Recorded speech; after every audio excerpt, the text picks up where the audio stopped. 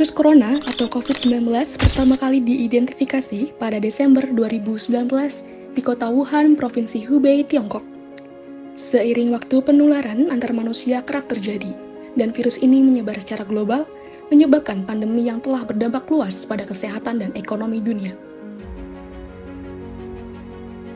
Pemerintah Indonesia mengeluarkan pernyataan bahwa ada 2 orang di wilayah Indonesia yang positif terjangkit virus corona. Kasus harian COVID-19 mulai mengalami kenaikan lagi. Positif COVID-19 masih terus bertambah. 19 di Indonesia terus bertambah. COVID-19 beberapa waktu belakangan terus meningkat. Kasus pertama COVID-19 di Indonesia dilaporkan pada 2 Maret 2020. Dari situlah, penyebaran COVID-19 di Indonesia menjadi semakin luas, dan pemerintah mengambil berbagai langkah untuk mengendalikan penyebarannya, termasuk pembatasan perjalanan, penutupan sekolah, dan imbauan untuk bekerja dari rumah. Untuk vaksin sih kita memang dari awal kan diususkan dulu untuk nakes lah ya. Awal-awal itu kan baru ada Sinovac ya. Terus ketersediaan obat juga waktu itu juga di awal-awal data itu kan memang kurang ya. Kurang, terus di ini juga memang nggak tahu bagaimana ya, nggak ada lah maksudnya obat-obat antivirus itu ya. Tapi pas kesini-sininya kan ada vaksin selain Sinovac kan ada Pfizer, ada Moderna gitu ya. Jadi sudah inilah semua sudah bisa untuk bisa divaksin lah intinya gitu ya. Dengan cara kita di masker gitu ya, di masker, cuci tangan sesering mungkin, terus kita jaga jarak fisik dengan orang lain ya, walaupun orang itu nggak tahu itu positif apa enggak gitu, utamanya orang yang sering batuk-batuk gitu ya.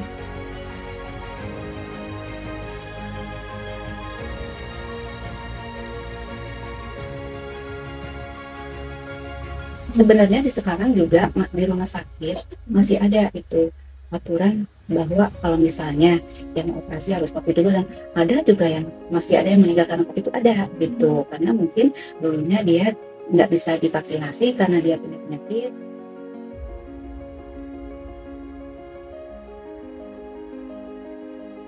Nah, dokter melihatnya memang itu perlu, takutnya dia positif nanti berefek ke nanti tindakannya mungkin gitu ya.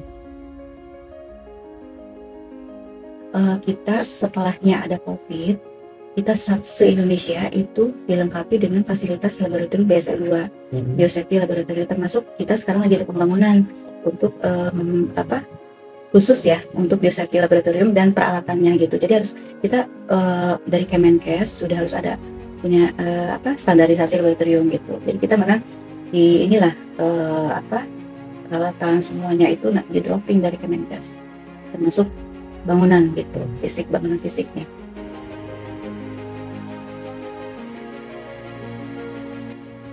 Meskipun tantangan masih ada, kreativitas dan ketahanan masyarakat memainkan peran kunci dalam menghadapi masa transisi ini.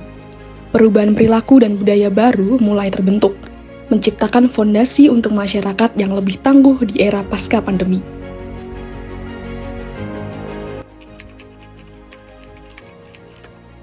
Nama saya Ismail. Nama saya Ibu Rohmayati, usia 60 tahun, kesibukan saya ngurus cucu. Saya Randi, saya di sini sebagai security Puskesmas Tanah Saraya. Nama saya Arif Priyatna, kesibukan sehari-hari yang nge-grab. Rohim, Bapak Rohim. Sebenarnya masa COVID itu di mana masa-masa banyak perubahan, mulai dari pola tidur, kebiasaan hidup atau segala macam gitu, yang dari tadinya normal jadi istilah harus ada segala keterbatasan.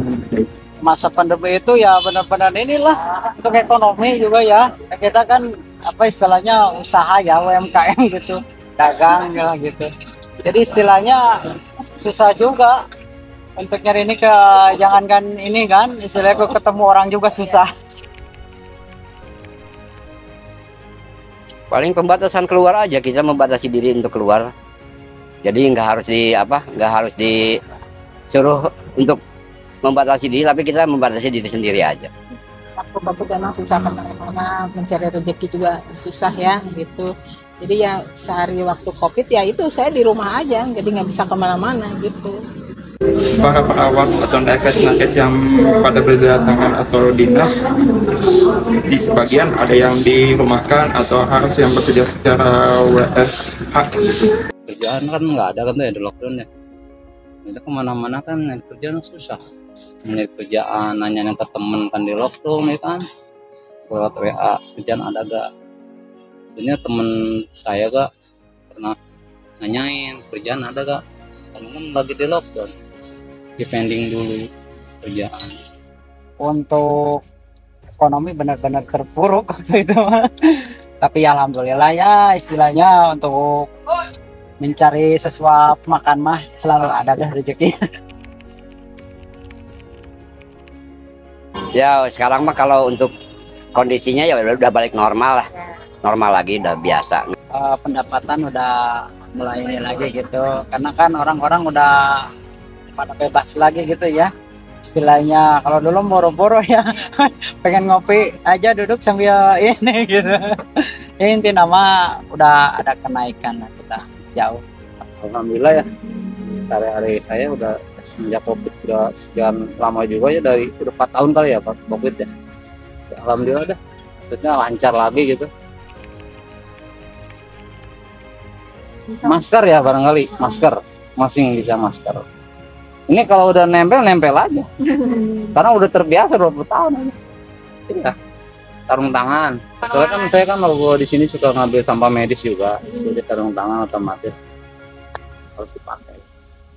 Ya jadi saya kebiasaan memang semenjak COVID saya selalu pakai masker keluar gitu. Ya bukan kalau hari sakit gitu enggak, bang. Saya kalau pergi nengok cucu pun ke rumah anak selalu saya pakai masker. Oh ya mungkin kalau kita masuk ke dalam satu ruangan kita udah biasa pakai masker.